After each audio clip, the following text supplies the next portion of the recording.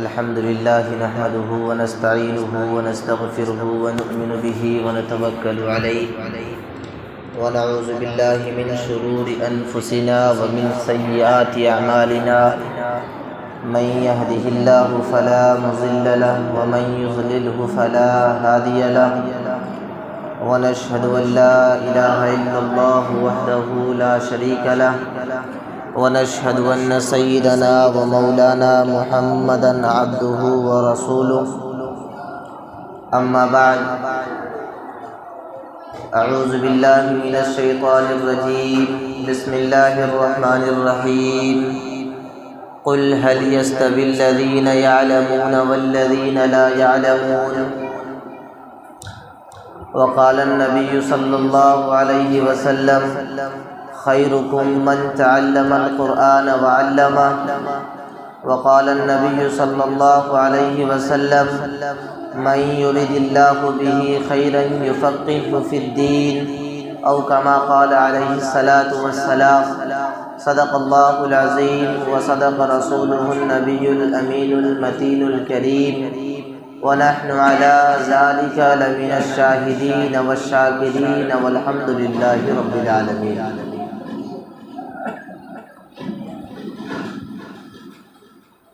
علم وہ دولت ہے جو لٹتی نہیں،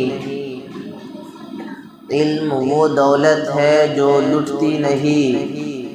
اور خرچ کرنے سے کبھی گھٹتی نہیں۔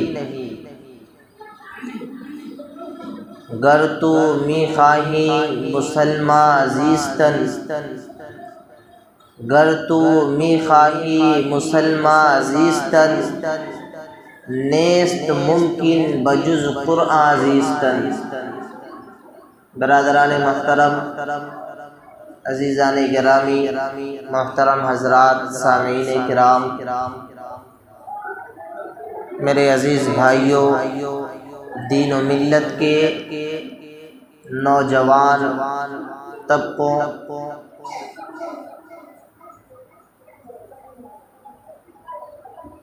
اللہ تبارک و تعالی نے ہم سبوں کو یہ زندگی دیا ہے،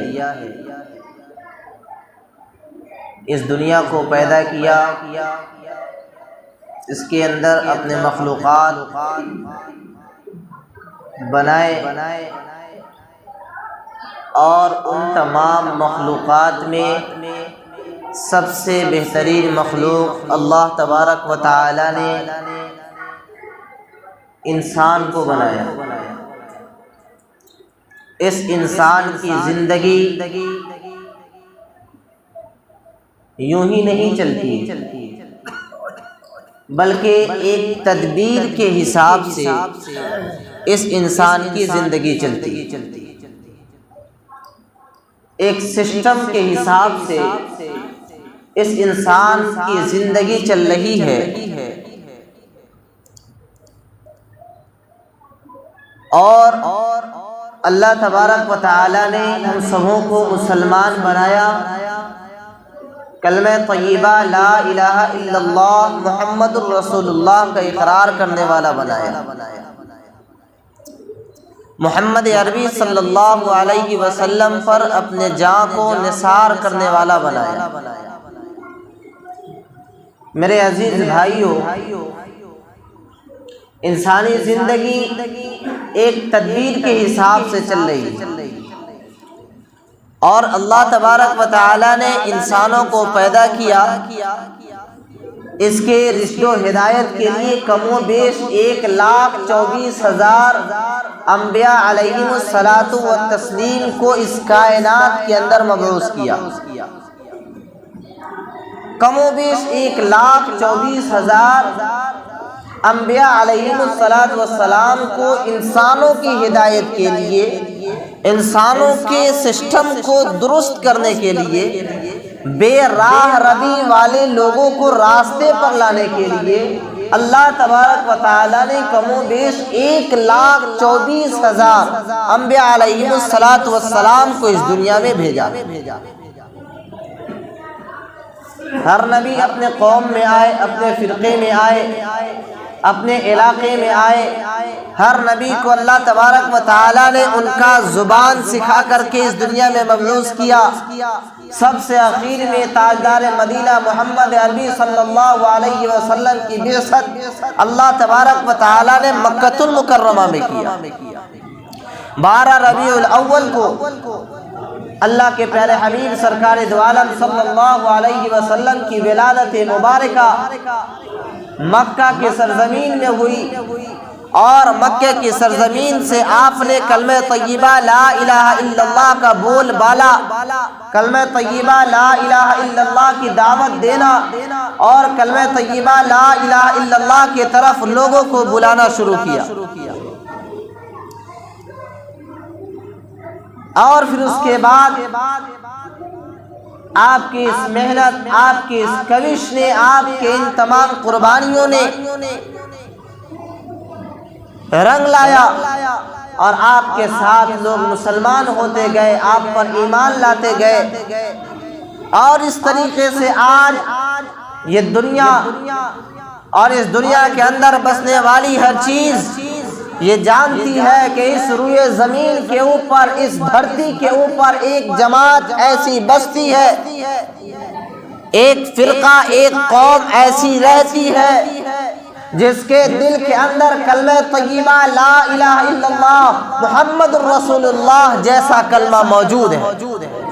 اور ساری کائنات اس بات کو جانتی ہے کہ یہ وہ قوم ہے، اور اس قوم کے اندر حب نبی، حب رسول، حب اللہ اس طریقے سے کوٹ کوٹ کر بھرا ہے کہ اس کے دل سے، اس کے دماغ سے اور اس کے ایمان سے اس کی جان تو جا سکتی ہے، لیکن اس کے دل و جان سے، اس کے دل سے ایمان کو نہیں نکالا جا سکتا۔ میرے عزیز بھائیوں، یہ دنیا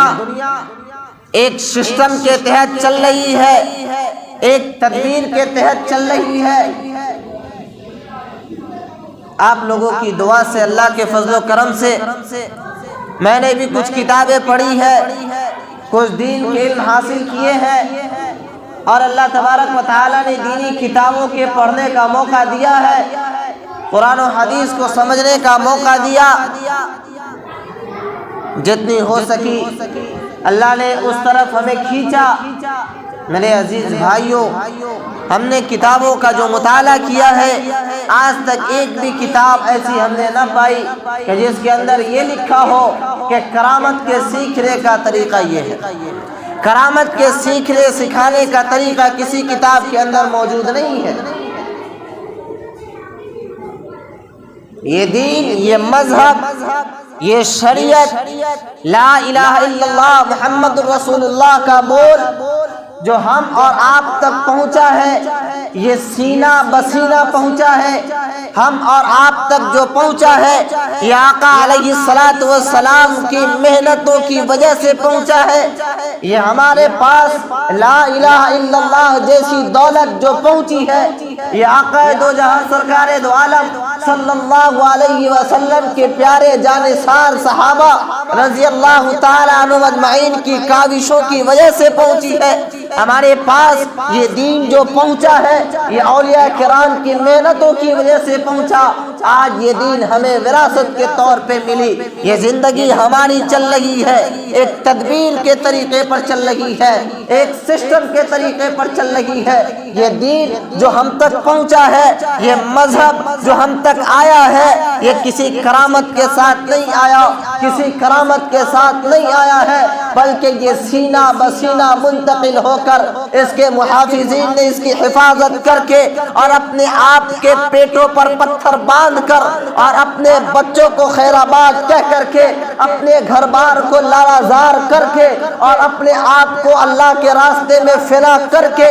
ہم تک یہ دین سینہ بسینہ پہنچایا ہے۔ اور اللہ تبارک و تعالیٰ کے ان اولیاء نے، اللہ تبارک و تعالیٰ کے پیدا کیے گئے اس دنیا کے اندر وہ بہترین علماء نے ہم تک کے علم دین کو سیکھ کر کے پہنچایا ہے، جس علم کے اور جس دین کے ہم آج محافظ بنتے ہیں، اور جس دین پہ آج ہم چلنے کے اور جس دین کے ہم ماننے کے لیے آج ہے، اور جس دین پہ ہم چلتے ہیں، یہ ان علماء کی محنت، یہ ان علماء کی کاوش ہے کہ یہ کرامت کی وجہ سے دین ہم تک نہیں پہنچی۔ میرے عزیز بھائیوں، یہ علم، یہ دین ہمارے پاس سینہ بسینہ پہنچا ایک تدبیر کے حساب سے، ایک طریقے کے حساب سے۔ اللہ تبارک و تعالیٰ نے قرآن کریم میں ارشاد فرمایا قُلْ هَلْ يَسْتَوِي الَّذِينَ يَعْلَمُونَ وَالَّذِينَ لَا يَعْلَمُونَ، اے پیارے نبی محمد عربی صلی اللہ علیہ وسلم، آپ اپنی اس امتیوں کو بتائیے، ان سے پوچھئے، ان سے سوال کیجئے کہ کیا وہ لوگ جو علم حاصل کرتے ہیں اور وہ لوگ جن کے پاس کوئی علم نہیں ہے دونوں برابر ہو سکتے ہیں؟ میرے عزیز بھائیو، دونوں برابر نہیں ہو سکتا۔ علم کا رکھنے والا اور ایک بغیر علم کا انسان، دونوں کا مرتبہ برابر نہیں ہو سکتا ہے، دونوں کا رتبہ برابر نہیں ہو سکتا، ایک جگہ اجالے اور اندھیرے کو جمع نہیں کیا جا سکتا، بدصورتی اور خوبصورتی کو ایک ساتھ ملایا نہیں جا سکتا ہے۔ میرے عزیز بھائیوں،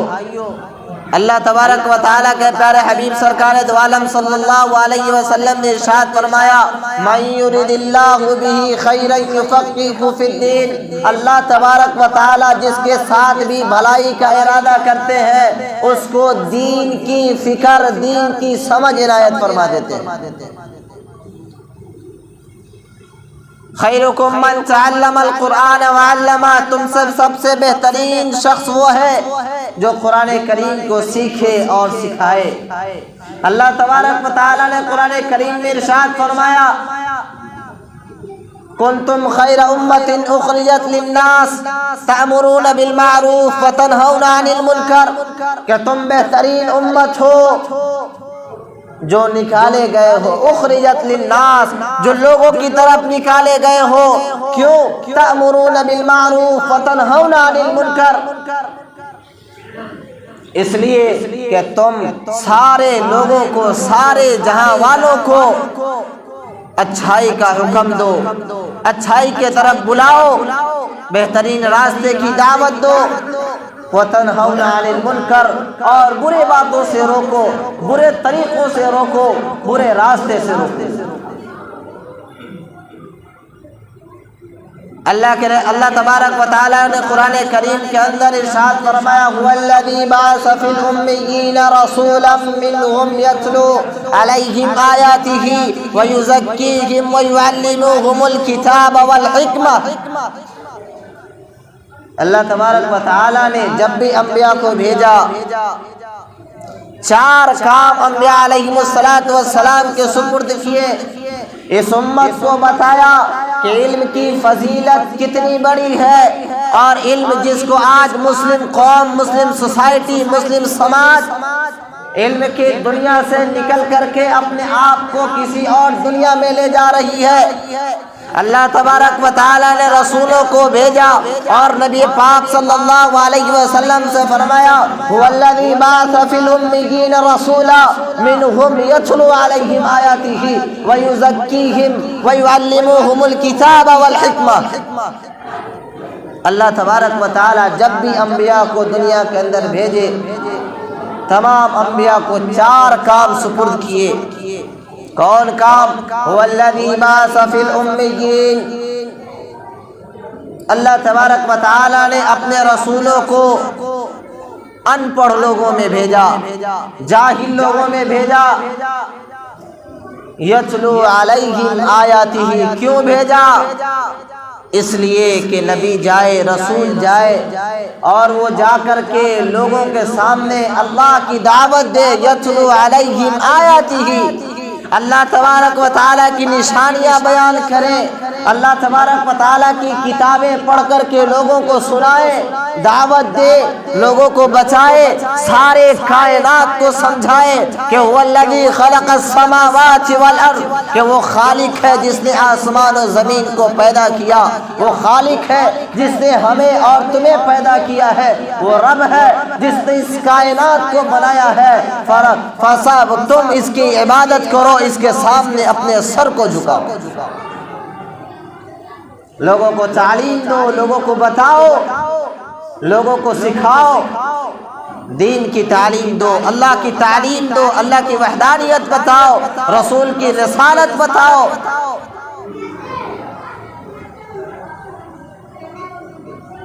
رسولا منہم یتلو علیہم آیاتہ ویزکیہم، اور آپ اس کی تزکیہ کریں۔ زکیہم کیا مطلب؟ آپ اس کی تربیت کریں، اچھی تربیت کریں، اپنے محلوں کی، اپنے سوسائٹی کی، اپنے پاس رہنے والے لوگوں کی۔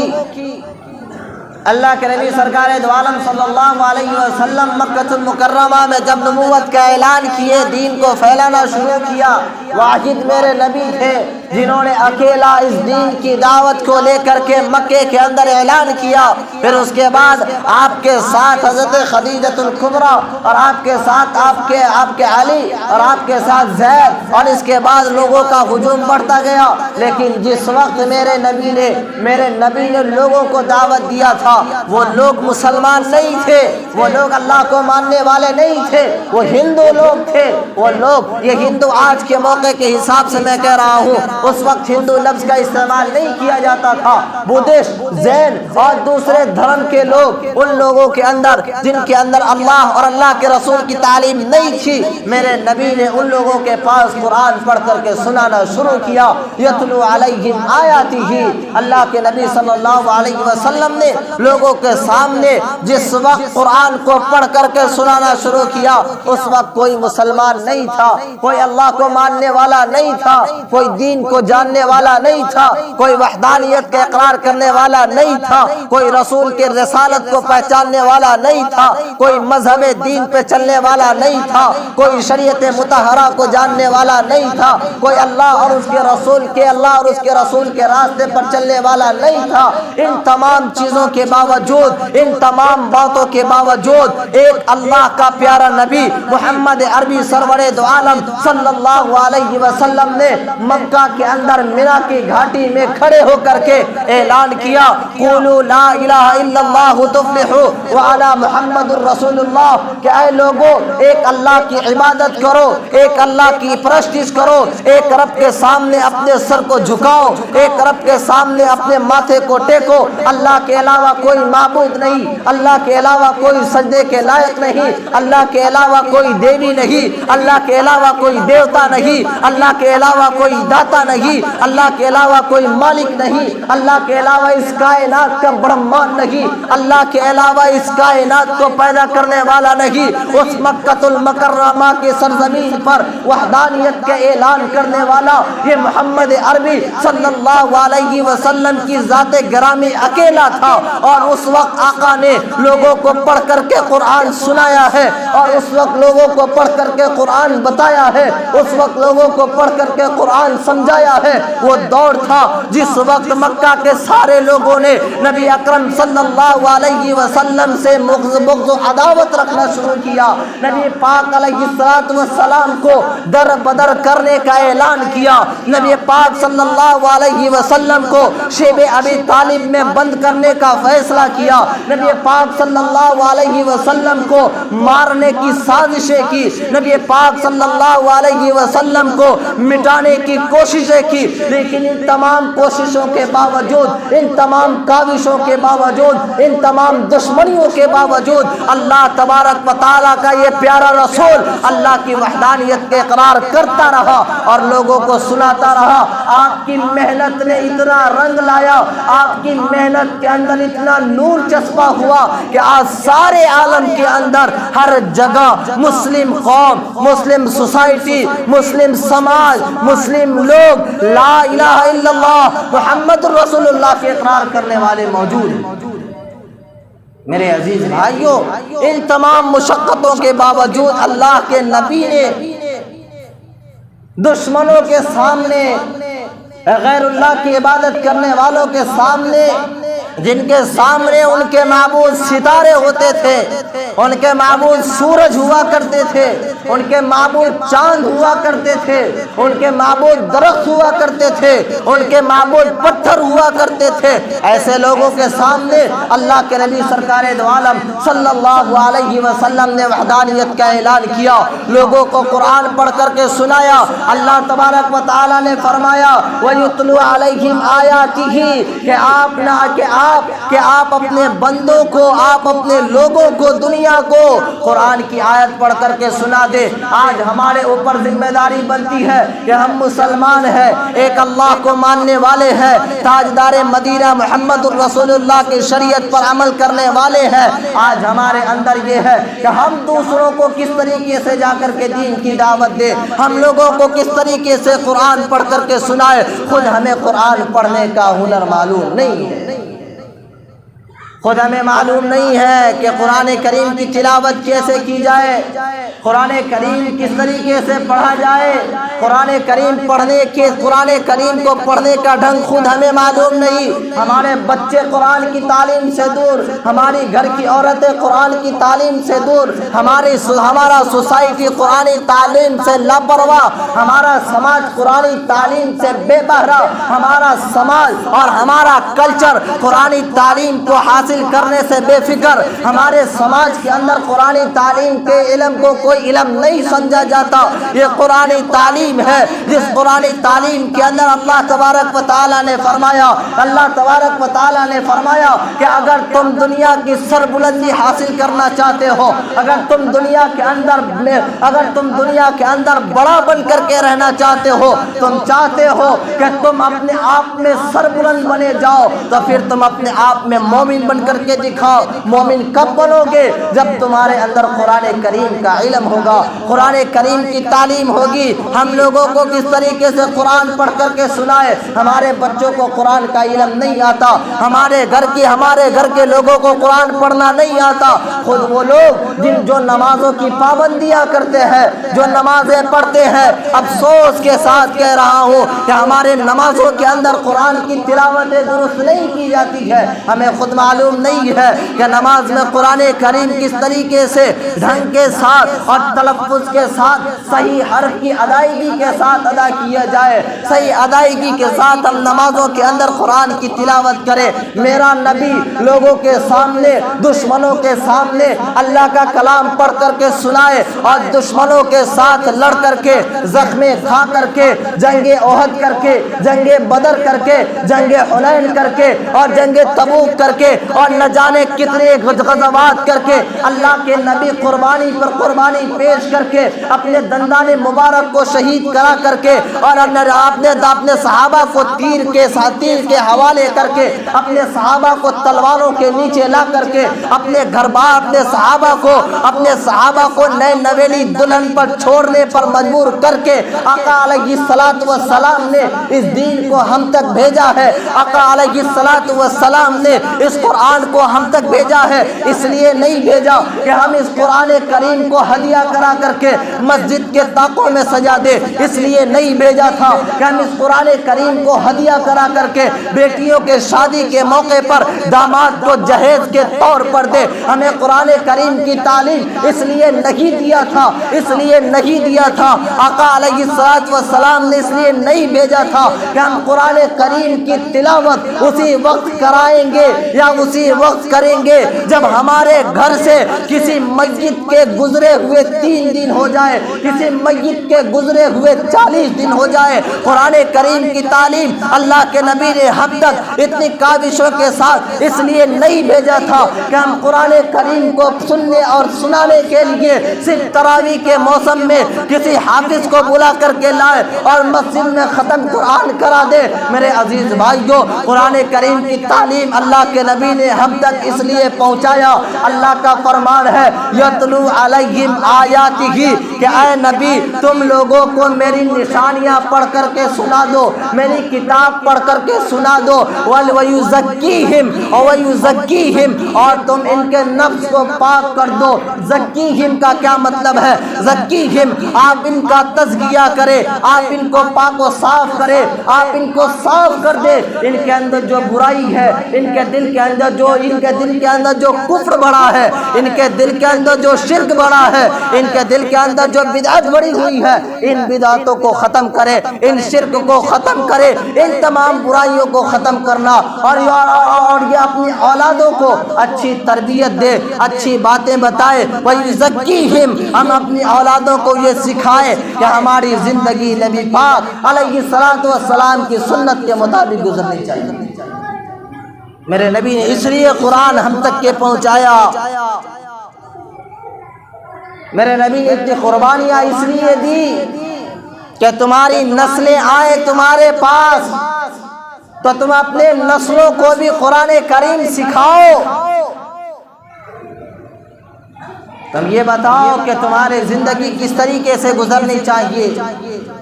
تمہارے شب و روز کس طریقے سے گزرنے چاہیے، تمہارے کھانے کا طریقہ کس طریقے سے ہو، تمہارے پینے کا طریقہ کس طریقے سے ہو، تمہارے اپنے شوہروں کے ساتھ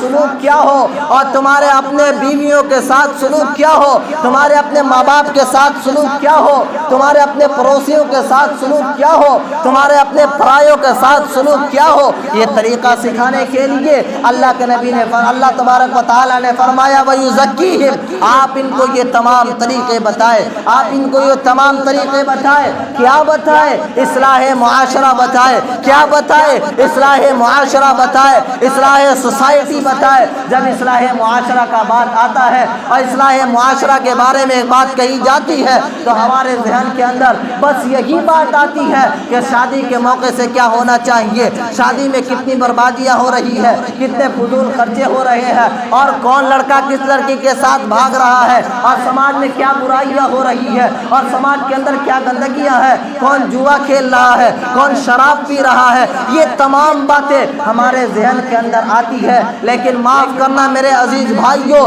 ان تمام باتوں کا جو جڑ ہے، ان تمام باتوں کا جو خلاصہ ہے، وہ باتیں ہمارے ذہنوں کے اندر نہیں آتی۔ اگر ہمارے بچوں کے اندر، ہمارے بچیوں کے اندر یہ تو سسٹم ہے کہ ہمارے بچوں کو تو پھر بھی قرآن کریم کے تھوڑے موڑے پڑھنے کا موقع مل ہی جاتا ہے، ہمارے بچے مدرسوں میں جا کر کے، مکتب میں جا کر کے اور ادھر ادھر سے کہیں قرآن کریم پڑھ بھی لیتے ہیں، تو میرے عزیز بھائیوں ہماری بچیاں جو قرآن علوم سے، قرآن تعلیم سے، حدیث کے مفہوم سے بے بہرہ ہے اور ان کو کچھ بھی پتہ نہیں ہے کہ قرآن کا علم کیا ہے اور قرآن کی تعلیم کیا ہے۔ آج سماج کی برائیاں انہی تمام چیزوں کی وجہ سے پھیل رہی ہے کہ ہم اپنی اولادوں کو قرآن کی تعلیم سے ناآشنا کر دیے ہیں، ہم اپنی اولادوں کو قرآن کی تعلیم دینا بند کر دیا، ہم نے اپنے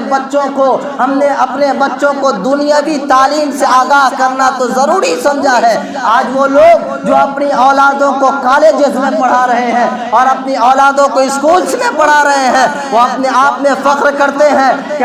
ہم نے ترقی کے راستے کو اپنا لیا ہے، ہم نے ترقی کے راستے کو اپنا لیا ہے۔ یاد رکھو، اس دن کو یاد کرو جس دن تمہیں تمہارے ساتھ تمہاری اولاد کو کھڑا کیا جائے گا اور اس سے پوچھا جائے گا کہ تمہیں تمہارے باپ نے وکیل تو بنایا تھا لیکن تم نے نمازوں کی پابندی نہ کی تھی، تم نے اپنے پرایوں کا حق ادا نہ کیا تھا، تم اپنے بیوی کے ساتھ اچھے سلوک پیش نہیں کیے تھے، اس بچے کی زبان سے آواز نکلے گی کہ ربا میرے والد نے دنیا کا بیرسٹر تو بنایا تھا لیکن قرآن کی تعلیم سے ہمیں آگاہ نہیں کرایا تھا، اس وقت تمہارے پاس جواب کیا ہوگا؟ ہماری بچیوں کو، ہمارے بچوں کو اور ہماری گھر کی خاتون کو آج دنیا کا رونا ہے، آج ہر طرف نفسی کا عالم ہے کہ بیٹیاں آج لاکھوں کی تعداد میں غیروں کے ساتھ چلی جا رہی ہے، بیٹیاں لاکھوں کی تعداد میں غیر مسلموں کے ساتھ اپنا رشتہ قائم کر رہی ہے،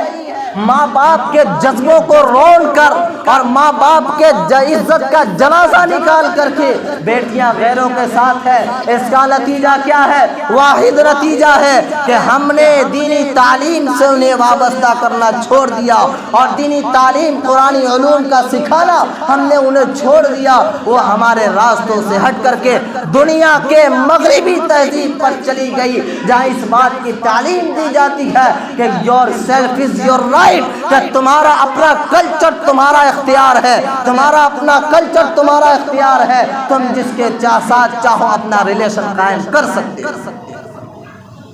میرے عزیز بھائیوں، اگر ہم اپنی اولاد کو، اپنی گھر کی بیٹیوں کو، اپنے بچوں کو کم از کم قرآن کی اتنی تعلیم دے دے کہ وہ، اور اتنی تعلیم دینے کی فکر کر لے کہ انہیں معلوم ہو جائے کہ ہمیں جائز طریقے سے اپنے رشتوں کو قائم کرنا ہے، ہمارے پاس ہمارے ماں باپ کی ذمہ داری ہے، ہمارے شوہر کی ذمہ داری ہے، اور ہمارے اپنے پرایوں کی ذمہ داری ہے، ہمارے اپنے بچوں کی پرورش کی ذمہ داری ہے۔ یہ تمام چیزیں جب تک کہ انہیں معلوم نہ ہوگی، اور یہ علم کہاں سے آئے گا؟ قسم خدا کی، مسجد کے ممبر پر بیٹھ کے میں کہہ رہا ہوں، اسکولی تعلیم اس طرف کسی کو بھی نہیں لے جاتا۔ یہ قرآن کی تعلیم ہے جو ہمارے بچوں کو یہ سکھاتا ہے کہ وَلَا تَقُلْ لَهُمَا اُفٍّ وَلَا تَنْهَرْهُمَا، تم اپنے باپ کو، باپ تمہارے اوپر چاہے جتنی ظلم کرے، تمہیں اسے اف کرنے کی بھی ضرورت نہیں ہے، اف کرنے کی بھی اجازت نہیں ہے۔ یہ قرآن کی تعلیم ہے، یہ قرآن کا تہذیب ہے۔ آقا علیہ السلام کو، آقا علیہ السلام کے ذریعے اللہ تبارک و تعالیٰ نے لوگوں کو فرمایا وَيُزَكِّيهِمْ وَيُعَلِّمُهُمُ الْكِتَابَ وَالْحِكْمَةَ، اور آپ دنیا بھر کے لوگوں کو، سارے لوگوں کو، سارے جہاں والوں کو اللہ کا کلام سکھائے، اللہ کی کتاب بتائے۔ افسوس یہ ہے کہ آج مسلم گھر کے اندر، مسلم گھرانوں کے اندر قرآن کریم کا پڑھنے والا موجود نہیں ہے، تو ہم غیروں کے پاس قرآن کی تعلیم کس طریقے سے لے کر کے جائیں؟ خود ہمارا گھر قرآنی تعلیم سے ویران ہے، ہم کون سے منہ لے کر کے غیروں کو بتائے، غیروں کو سمجھائے؟ آج بھی دنیا کو اس بات کا احساس ہے کہ اللہ کے علاوہ کوئی اس دنیا کا پوجنیہ نہیں، کوئی اس دنیا کا بنانے والا نہیں ہے، اور آج بھی لوگ اس بات کا احساس کرتے ہیں اور اس بات کا احساس ہے کہ مسلم سماج اور مسلم سوسائٹی جس راستے پر ہے، ایک اللہ کو مانتے ہیں، ان کا یہ راستہ برحق ہے، لیکن اس کے باوجود آج ہمارے قدم خود ڈگمگائے ہوئے ہیں، آج ہمارے قدم خود دو کشتیوں پر ہے کہ ہمارا خود نفسی نفسی کا عالم ہے۔ ہم دوسرے کو توحید کی دعوت کس طریقے سے دیں؟ ہر چیز کی فکر ہوتی ہے، ہر چیز کی فکر ہے، محلے میں کس کی شادی ہوئی نہ ہوئی اس کی فکر ہے، اور محلے میں کس کی طبیعت خراب ہے نہیں ہے اس کی فکر ہے، اور محلے میں کون کما رہا ہے کون بیٹھا ہے اس کی فکر ہے، محلے کے اندر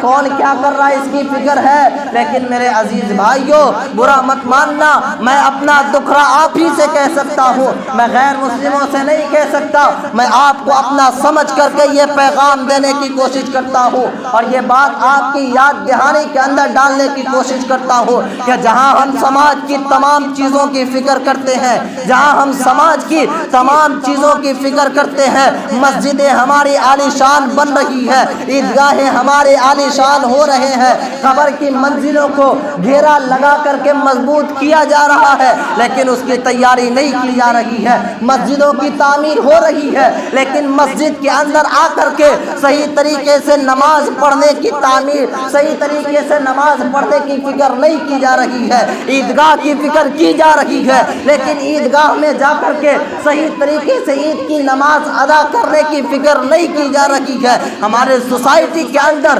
شادی بیاہ کی فکر کی جا رہی ہے، لیکن شادی بیاہ کے بعد اسے کس طریقے سے زندگی گزارنا ہے ان طریقوں کو سیکھنے سکھانے کی فکر نہیں کی جا رہی ہے، اور جب تک کہ یہ فکر نہیں کی جائے گی، انسانی زندگی جانور کی زندگی سے بھی بدتر ہوتا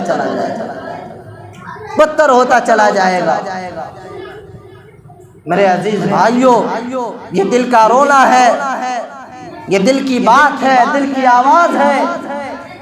جہاں ہم تمام چیزوں کی فکر کرتے ہیں، تمام چیزوں کی فکر ہمارے اندر ہے، ایک قرآن کریم ہے جو ہمارے ایمان کا بنیاد ہے، اس کی فکر ہمارے اندر موجود نہیں ہے۔ ہمارے بچے 9th میں 10th میں BA کر کے کونسلر ہو کر کے ہر چیز پاس کر کے چلے آتے ہیں، اپنے قدم پہ کھڑے ہو جاتے ہیں، لیکن ایمان ان کے پاس نہیں ہوتا ہے، ایمان ان کے پاس نہیں ہوتا ہے، کلمے کا بول نکالنے کا سلیقہ ان کے پاس نہیں ہوتا ہے، کلمہ شہادت انہیں یاد نہیں ہوتا ہے، جنازے کی دعا انہیں معلوم نہیں ہوتی ہے، انہیں یہ معلوم نہیں ہے کہ جنازے میں کتنی چیزیں فرض ہے اور جنازے میں کیا چیزیں پڑھنا ضروری ہے۔ میرے عزیز بھائیوں، کیا مرو گے تو مرنے کے بعد یہ اولاد تمہارے سامنے اور تمہارے پیچھے جو جنازے کی نماز پڑھے گی، کتنی نحوست کی بات ہوگی ہمارے لیے، اور کتنی بدبختی کی بات ہوگی کہ ہماری اولاد ہمارے لیے مغفرت طلب نہیں کر سکتی۔ کس طریقے سے مغفرت طلب کرے گی؟ انہیں طریقہ معلوم نہیں، سلیقہ معلوم نہیں، جنازے کے فرائض معلوم نہیں، سنن معلوم نہیں، دعا یاد نہیں، یہاں تک کہ بعضوں کو تو اللہ اکبر کہنا بھی صحیح سے نہیں آتا۔ تو میرے عزیز بھائیوں، ہماری قوم کس دہانے پہ جا رہی ہے؟ اور کیا ہم یہی چاہتے ہیں کہ ہم نے جس طریقے سے اپنی زندگی کو گزارا ہے اور ہم نے جس طریقے سے اپنے آپ کو بتایا ہے، کیا ہماری نسلیں بھی اس طریقے سے برباد ہو؟ یاد رکھو، اس دنیا کے اندر خاص طور سے ہندوستان کے قانون اور ہندوستان کے ضوابط مسلمانوں سے اس کا قرآن چھیننے کی کوشش کر رہی ہے۔ یہ مسلمانوں کی ذمہ داری ہے کہ یہ اپنی اولادوں کو قرآن سکھا کر کے اس قرآن کی حفاظت کرے، ورنہ اللہ ہم سے پوچھے گا کہ تم نے اپنی اولادوں کو تمام چیزیں بتائی، اللہ تبارک و تعالیٰ کے مقدس کلام پڑھانے کی جرات ہمارے اندر نہیں ہے۔ ہم جیسے لوگوں کی لکھی ہوئی کتابیں چاٹتے ہیں اور ان کی جوتیاں سیدھے کرتے ہیں، جو لوگوں نے لکھ دیا انہیں پڑھ کر کے، اور انہیں پڑھنا تو ہم باعث فخر سمجھتے ہیں، لیکن اس رب نے جو ہم پر قرآن کریم اتارا ہے اسے پڑھنا ہم باعث فخر نہیں سمجھتے ہیں۔ ہمیں ان تمام چیزوں سے بچنی چاہیے، اور خاص طور سے اپنی بچیوں کو دینی تعلیم سے آگاہ کرنے کی کوشش کرے۔ بچیاں اس انسان کے آدھا جسم ہے، انسان کا آدھا جسم ہے۔ اگر ہماری قوم کی بچیوں کو ہم نے لاغر سمجھا، اپنی قوم کی بچیوں کو اگر ہم نے اپنی قوت نہیں سمجھا، ہم اپنے قوم کے خاتون کو اگر ہم نے اپنا داہنا ہاتھ نہیں سمجھا، تو یاد رکھو پھر یہ قوم کبھی اٹھ کر کھڑا نہیں ہو سکتی۔